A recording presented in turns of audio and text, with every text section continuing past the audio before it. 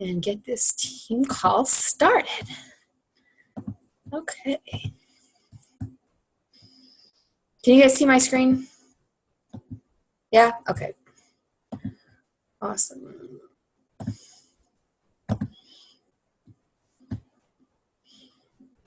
Come on, Google Drive. There we go. Okay. So for our talk tonight, we're going to talk about how to create more time in your day. I was really looking for me, I've been struggling with this topic. And so I was like, when I'm struggling with it, I know that everybody else will be too. And so I wanted to cover it tonight. So we're going to learn together, and I'm going to share some stuff that I have used in the past that I'm getting back to that it will be helpful for you guys as well.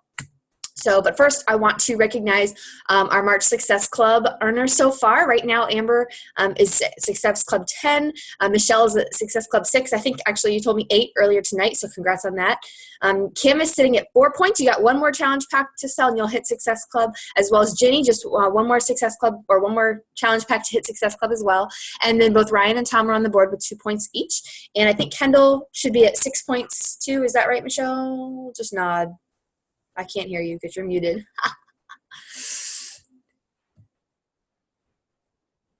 Oh, I have to unmute you. I muted you. Tom should be at 4. Oh, okay. I don't know why I think my system didn't update because I was trying to do this and it's the same as 2 to 3 days ago. So I don't think it's been updated. So, okay. So glad Tom's got extra points as well. And Kendall, I know, is at Success Club as well. So that's awesome. And everyone who hit Success Club this month is going to get the Beachbody Performance Line sample pack from Beachbody. And also from me, a special gift, that is going to be a secret until the month ends and I figure out shipping. So there we go. So congratulations to our Success Club earners. And then to our promotions, we've got 3 promotions this week. Super exciting. It's a big week for us. Kim hit Emerald Coach. Congratulations, Kim, as well as Tom. Congratulations, sir. And our very own Michelle hit Diamond Coach on Thursday. She's our very first Anchored Nation Diamond Coach, so I'm super pumped, and she is blazing a trail super awesomely and showing you guys how to lead like a boss. So I love it. Congratulations. And then our March Challenge Pack sales have not changed. They are still the same. I won't have an update for April until the day before, so I will share that in our team page on the 31st what April's Challenge Pack sales are. But right now we still have 22-minute hardcore for $140, as well as the same price for Performance Challenge Pack or with Shakeology. You can do a PIO Challenge Pack for $140, a 3-day refresh for $140, or the PIO Kickstart with both PIO and the 3-day refresh for $180. Our March calendar is finishing up here. We're in the middle of our 3-day coach sneak peek. We called it the Backstage Pass, that we're trying out something new. I love that you guys are working with me. I've been trying to work on a lot of different stuff to add to our calendar to really just give you guys more stuff to invite to. And so it's all new for me too, and I'm excited to be leading this right now. And the only change here is that our business webinar is not going to be on Wednesday night. It's going to be tomorrow night, and I'm going to be hosting that myself at 8 or 9 o'clock. I haven't decided yet. I haven't posted anywhere. But I will be doing that tomorrow night. So if you want to check in with us, you can do that too, just to kind of get familiar with what it looks like to present the business to someone, just so you get more comfortable with that as we go on. So that's March. And April Super Saturday is this weekend.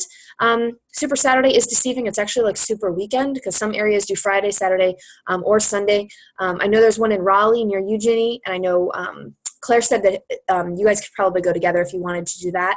And then if you're not on the wait list for Summit yet, do it. Do it, do it, do it. We have a house reserved already. It's going to be awesome. I'm so excited, and I can't wait to fill it up with coaches. So everybody come to Summit. It's going to be awesome. Next, I just told you we've got the 3-day Backstage Pass group happening right now. Started today. If you've got anybody that you want in it, please just send me a message and we'll get you set up so you can get into that group and just see what's going on. I like to have all of our team in there just so you guys can add people at your own discretion when they want to ask questions. I'm posting lots of videos about different objections that people have when you talk to them about coaching, so that'll be helpful as well. And then we're also started yesterday our Emerald in One Day rank advancement group. And I was super excited. We've got 4 of our Anchor Nation coaches in that group. And I'm partnering up with my success partners. So there's 4 teams all piling into that one group. So it's actually like a group of 40. And Ginny, actually, you should get in that group because Shelly is in that group trying to push for Emerald this week. So it'd be really good for you to be in there to support her as well. But yeah, so that's really exciting. It gives us just extra momentum. And along with my success partners next week, we're actually going to be doing a push to diamond group. So that one's going to be longer than a week, though. That one's going to be about 4 weeks because it takes longer to get to diamond. So we're going to be hosting that next week. So if you are interested in being part of a push to diamond group, message me and we will make sure you have a spot in that group next week. And let's jump straight into our call. Okay, so first of all, time management is the thing that we all love to hate.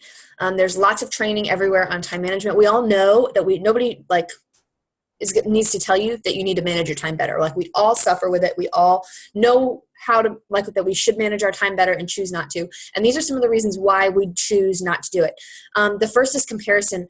A lot of times you see someone that's doing way more than you can do, and you think, there's not a way that I could ever get to that level, that I could manage my time or be as efficient as this person. So you don't even try. You give up before you get started because you're comparing to somebody else who really doesn't have it all together themselves. Next is laziness.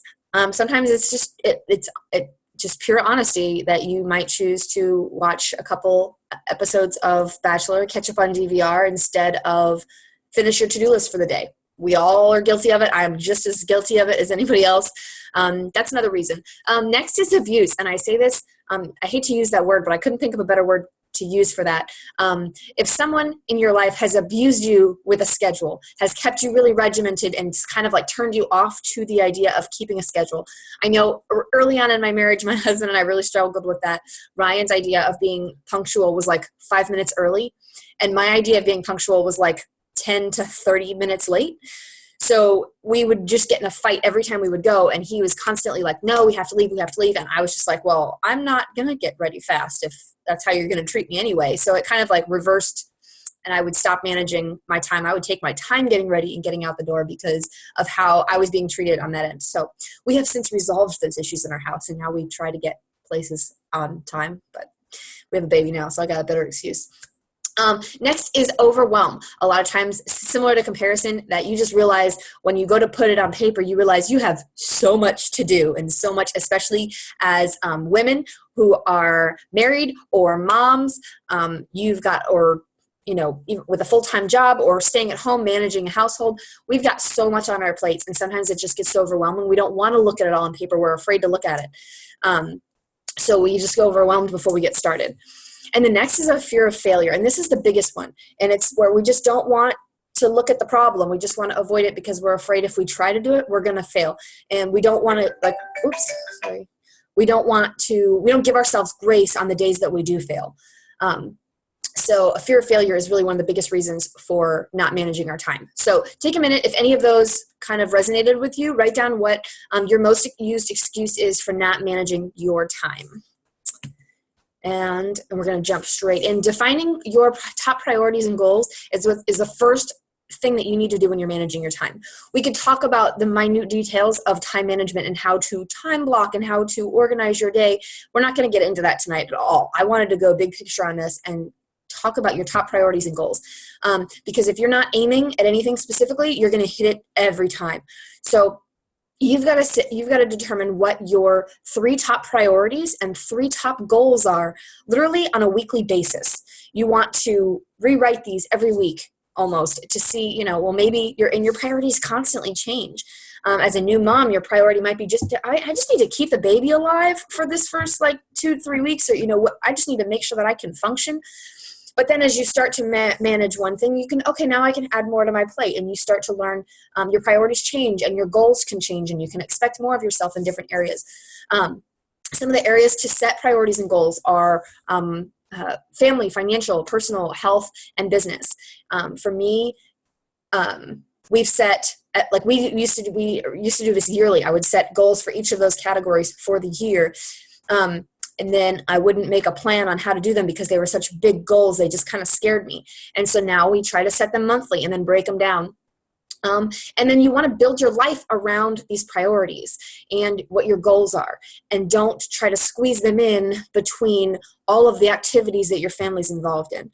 You want to cut back so you have focus on those top priorities. You want to have laser focus on what your priorities are and your goals are if you want to have any chance of actually hitting them. So take a minute and write down your top 3 priorities and goals and prioritize them in order. Like what's the first priority of your life? Is it your relationship with God? Is it your husband? Is it your kids? Is it your finances? Well, that kind of doesn't make sense. That's kind of a goal. But whatever your priorities are and your goals for the next week, write them down. And then this is my favorite. Just say no. The biggest thing that stops us from being able to get the things done that we want to do is saying yes to other people and what their priorities are.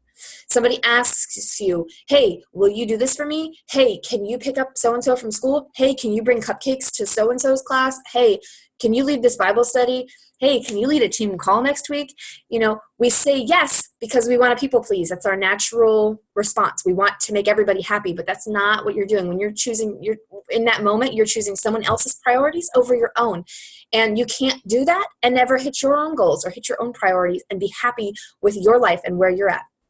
So the first thing to tell you is to stop saying yes immediately. When someone asks you to do anything or be a part of anything, before you say yes, just stop. You don't have to say no in that moment because sometimes people will think you're rude. I have no problem now. I can just say no to your face. It doesn't bother me anymore.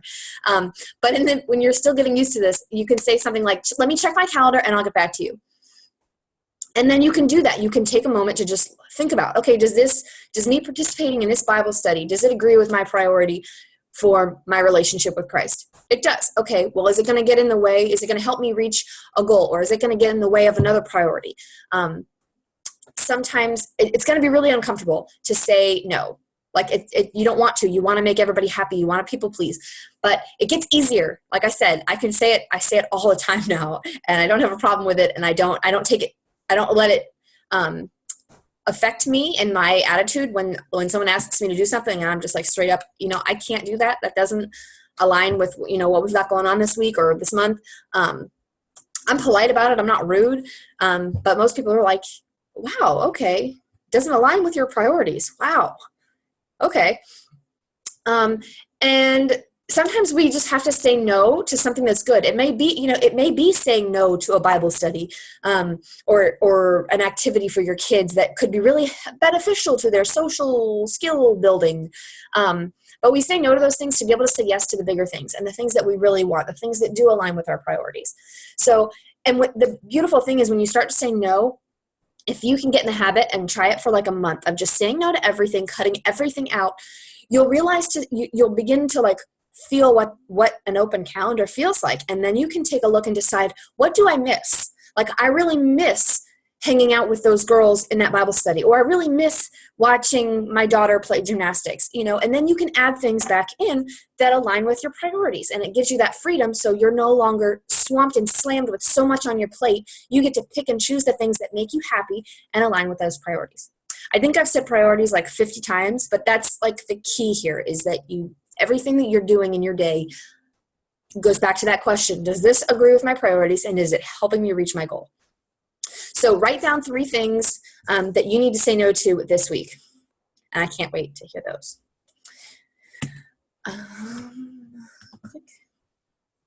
Okay, the longest to-do list ever. So this is a little bit technical here. But we can't get done what we don't remember. So when you've got a to-do list in your head, especially women, our minds don't ever stop. Men can have this compartmentalization in their brain where they can just like turn work off and turn home on and turn different compartments on at different times and shut them down. And our brains don't typically work like that. All the wires are just kind of meshed together in one big blob. If something's wrong at home, something's going to be wrong at work. If something's on our mind from here, we just kind of emotionalize and bring it all together. So we've got to get it out of our head and onto paper or pen or app or somewhere, electronic, anywhere. You just have to get it out of your head and stop counting on yourself to remember everything, because you're not Superwoman. You're not going to remember it all. Get it on paper, get it somewhere that you can look at it and you can remember actually what you need to get done. So I call that a brain dump, and I do that daily. This is a habit that I got into about 6 months ago, and it's been something huge for me. I do it right before bed every night, so it really just kind of clears my head and allows me to get to sleep all right, and I get to sleep better and easier that way. But then don't get overwhelmed by that, because this brain dump is not your to-do list. You're going to take that brain dump, all of the things that you just thought about, you're going to go through it and you're going to prioritize the things that matter, the things that align with your priorities and for your goals this week. If it's to buy a bathing suit for a vacation that's coming up in 2 months, maybe it's not time to do it this week. Maybe you can put that off to next week. It's not necessarily aligning with what you need to get done this week. It's not a bad item. It's not a bad thing. It's something that does need to get done, but it doesn't need to get done yet. So you're going to star all the items on your list that align with your priorities and goals. And then you're going to even sort those things by urgency and by importance, like what has to get done, what really do I want to get done, and what really probably can wait another day. And then you want a separate list. You want a separate list that's going to have activities that are going to help you get to your goals and honor your priorities. When it's like honoring your priorities, that's more like a list of like if one of your priorities is to spend more time with family, okay, that's very vague. So this list would have different activities that you can do with your family to be intentional, to spend quality time with them. And then if you have a financial goal to save $500 in the next 2 months, that list of activities can be, okay, what do I need to cut out of our budget? One of the activities can be taking a look at the budget to determine what can be taken out. One of those items can be calling the cable company and canceling the cable or postponing the cable for a couple months in order to save some money when you're in that type of financial goal. So you're going to create that list, and then I can't read these last ones. Oops, sorry. You're going to combine the two to create your to-do list. Okay, but at the top of that list, you're going to take a look at it, and you're going to put the frog at the top. And the frog is going to be it's a concept that came from Mark Twain. He says if you eat a frog first thing in the morning, nothing bad can happen all day. Like that's the worst, that you get the worst thing of your day done early. You're going to have a great day after that. So you take the thing that you really don't want to do, the thing that you really struggle with that makes you the most crazy. And if you're a coach, this could mean, inviting. Maybe that's scary for you. Maybe that's the thing that you put off all day long because you're nervous about it. So maybe that's the thing. The first thing that you need to do when you sit down in the day is to get your invites out for your next challenge group. Or maybe for me, for a while, it was my workout. I didn't want to work out at all. And I would spend hours dreading it and just releasing negative energy to the rest of my day because I was procrastinating on it and I was mad at myself for not doing it. So I had to get in the habit of doing my workout first thing in the morning every day. So figure out what your frog is and put it at the top of your list. Next, you've got to determine what your non-negotiables are. What are the must-dos that you have to do every single day? Some of the examples here for me, in my life right now, my non-negotiables include personal development on a daily basis, a devotional, my workout, my shake, my power hour, family time with me, Ryan, and Arrington, as well as spouse time with just Ryan and I, getting to connect with him after baby's in bed, posting on Facebook, and I really like to cook dinner for my family every night. So those are the things that I really want to get done every day. And reality, this is real life. It's not a storybook. Those don't happen every single day. But if I can get those done 80 to 90% of the time every day, I feel really accomplished in my day. Some of the things that are examples of negotiable things that I could do today, but I could put off until tomorrow, are things like cleaning my house or going out with some friends or creating training videos for our team or going shopping, grocery shopping, or vacation shopping, calling a family member. Those are things that, yes, they're important. Yes, they do need to get done, but do they have to get done today over one of the things up top? Probably not. And if you can train yourself to not go to bed until those non-negotiables are done, whether it's for your business or for your personal life, your work, whatever those non-negotiables are, that's really going to help you with your mindset to be able to get more done and to manage your time better. Next, this one's one of my favorites. Outsourcing. Like I said, we are not super women. We can't do it all. And if we have an opportunity to outsource something that we don't enjoy doing, or that we don't want to do, or that costs less to have someone else do than it does us, then it makes sense to outsource it. These are things like you can outsource laundry and dry cleaning, childcare, or even it's cheaper than childcare. What's it called? A mommy helper. You can hire somebody to come and just hang out with your kids in your house while you're there, so you can get other things done that you need to get done as well. You can outsource meal prep and handling your finances. You can outsource grocery shopping. You can have groceries delivered. You can delegate to other people on your team. All of you on the call tonight are all Emerald and Diamond coaches. You've got a team. You can begin to delegate things on your to-do list for your team to those coaches. And it's not necessarily getting it just off your plate, but it's also empowering others and giving them a chance to lead as well. So it's a win-win for everybody. Next is asking for help. And this was huge for me. Ryan and I had some really big communication problems when I first became a coach, and I was trying to conquer the world and work all day long and be the best mom ever and cook all the meals in our house and go grocery shopping and handle our finances and cook and clean. And I just was so overwhelmed, and I thought I was expected to do it all. But when I sat down with him and we reestablished some new expectations and I just asked him for help, he was super willing, because he knew how hard I was working. He knew what our goal was. He was super willing to talk through, okay, well, what's it look like for me to do laundry, or for me to help with dinner, or, a couple nights a week, he handles bedtime and bath time, and so if you just ask for help from your spouse or from another friend or family member, or even your kids, you can ask them for help, assign them some chores, delegate to them, empower them to be able to lead in your household as well. And then meal planning is one of my favorites. I use a website called eMeals. I'm waiting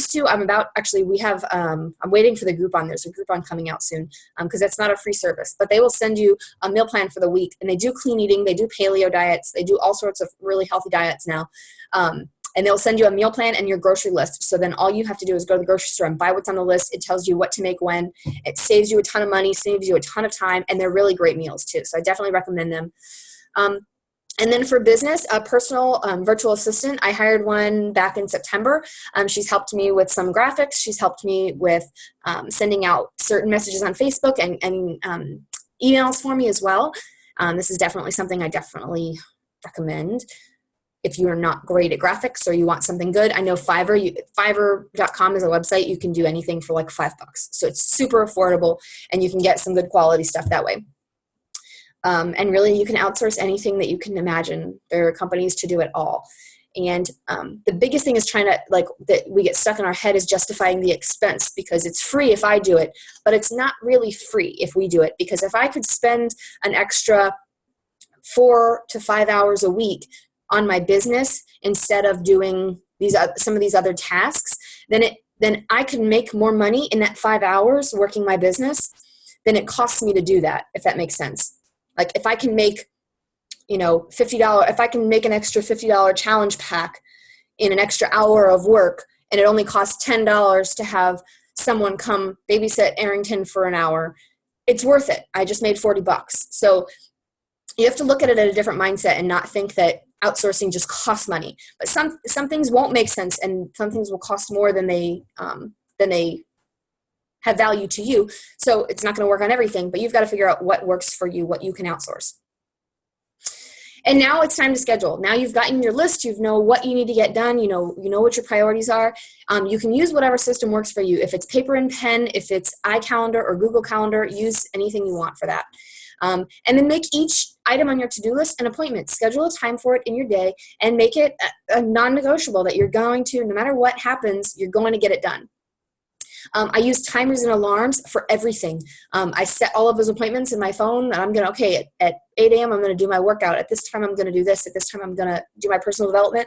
I set an alarm on my phone, so whatever I'm doing, I stop and I get to what I'm supposed to be doing. Keeps you on track.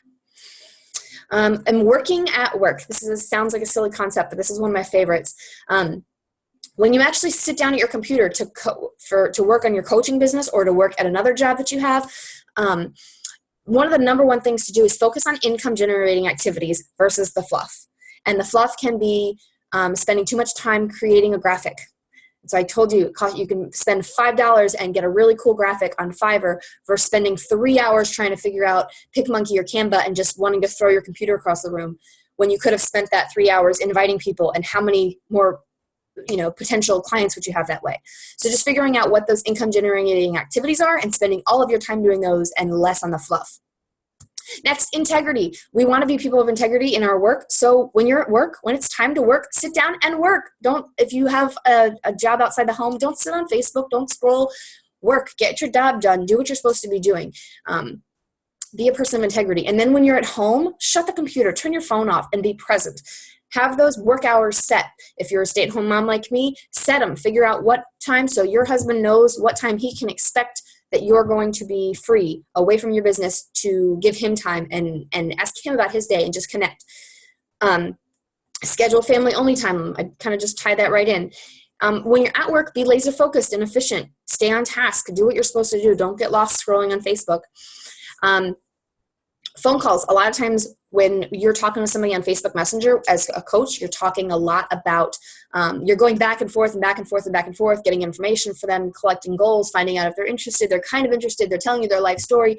You're trying to build trust. If you just get them, ask for their phone number and pick up the phone, you could turn a 5 days worth conversation into a 20-minute phone call. And Michelle will have to do a team call on that one because she is an ace player on phone calls. But you can save a lot of time that way. Next, one of my favorites is scripts and templates. And this is emails and some messages that I send on Facebook. And like our recognition ones, I try to create templates and scripts for everything. I make it sound like me. It's not a robot. I don't steal something from other people. If I do, I always make sure that it sounds like me. This is something that I say, and then I know that I talk to people constantly all day long, and I'm telling the same things. I'm asking the same questions. So I have those written down somewhere or in my computer so I can copy and paste those, and it saves me a ton of time. And then whenever you can move someone from email or from Facebook Messenger to email, they'll be able to focus more. You look more professional, and it helps you eliminate distractions while you're trying to talk to someone as well. So I encourage that to help you work when you're at work. And this is I don't want to go over. Okay, habits for success. Some ideas for you to help you on this journey to manage your time better. First thing, in the morning, when your alarm goes off, get up. Don't snooze. Don't hit it 3 times. I'm so guilty of this, and I hate it. My most recent trick that I heard on the cruise, was a girlfriend told me she chugs a bottle or 2 of water right before bed. So then by the time the alarm goes off in the morning, the moment like her body like senses the alarm, she's got to pee. So she has to get out of bed.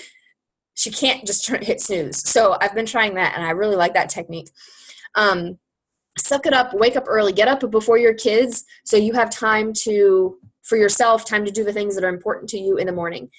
Early in the morning, do the important things like nurturing your career with personal development, or nurturing your relationships like having breakfast with your kids, or getting your workout in. Don't do things like check email or scroll Facebook or respond to messages bright and early in the morning. Get the stuff done that really is important to your business. And always eat breakfast. It's going to help you give you energy throughout your day. In the afternoon, make sure you take breaks, especially if you're a stay-at-home mom working during a long nap time. Schedule yourself a break. It's okay to get away from the computer for a minute and just stretch or go for a walk outside. And when you come back, you're always clearer and have a better sense of purpose to keep moving. Get away from your desk, stand up, walk around, go outside, take a walk. Before bed, we said brain dump. Don't bring your phone. No, keep your electronics out of your bed. That'll help you sleep better. Plan your day before you go to sleep for tomorrow so you wake up with a plan.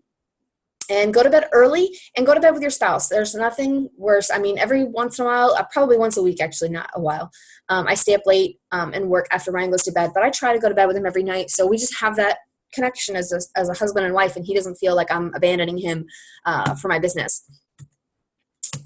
Come on. Okay, this is the last slide. So these are just some reference points for you guys, some tools that I've used that have really helped me.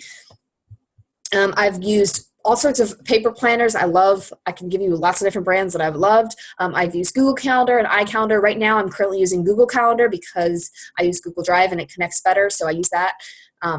But all of those have, or not the paper planner, but Google Calendar and iCalendar both have alarms built in, so you can set things to alarm and give you notifications throughout your day. I've used Wunderlist app, and it works on your phone and desktop for iPhone. It is a virtual to-do list, so you can check things off. You can have things show back up tomorrow that you need to get done every day. It's really helpful to just have your to-do list on your phone. Using those alarms and timers. For creating quick graphics, most of the stuff that you see on my Facebook page is created real quick in Canva, WordSwag, Photofy, or PicMonkey. Evernote is where I store all of my templates and anything that I need to copy and paste. That includes all the content for our Facebook groups that we do, our coaching sneak peeks. I have everything saved there, and it's just easy because you can easily search by keyword and it finds it for you, and I keep everything there organized. Using, when you're trying to sign somebody up, coachmobile.teambeachbody.com. Save yourself some time and energy just by using that site for everything. It works not just for challenge packs, but for free customers, for people who just want to sign up to be a coach without a challenge pack, for people who want to buy PIO. Anything you want to buy, they can do it through Coach Mobile. Next, Facebook groups, Messenger, and Pages. Those all have apps on your iPhone separately. If you want to use them, you can. Using your Facebook lists and favorite your groups that you are a part of, so they'll show up on your left-hand side. And then hide your news feed to eliminate distractions. And then books and activities to do to help you if you are still struggling with time management. Or is that book, Eat That Frog by Brian Tracy, who talks about that concept that I mentioned from Mark Twain. Another book by Brian Tracy, No Excuses, is one of my favorites, to just kick yourself in the butt and manage your time and do what you say you're going to do. Another favorite was What the Most Successful People Do Before Breakfast, and the book Push by Chalene Johnson. And you can also do her 30-day push program, which will send you an email a day for 30 days, and that's free at 30daypush.com. And then the 4-Hour Work Week by Tim Ferriss teaches you how to batch things and how to do things in different ways to just help you stay more organized and make the most of your time. So that is what I have for you. This last quote, please. People often complain about lack of time when lack of direction is the real problem. So I wanted to kind of go big picture for you tonight. I didn't want to go into nitty-gritty details, but just kind of give you vision for moving forward to be able to manage your time in the best way for you. So I'm going to stop sharing my screen, and then I'm going to stop recording, and then I'm going to open it up for questions.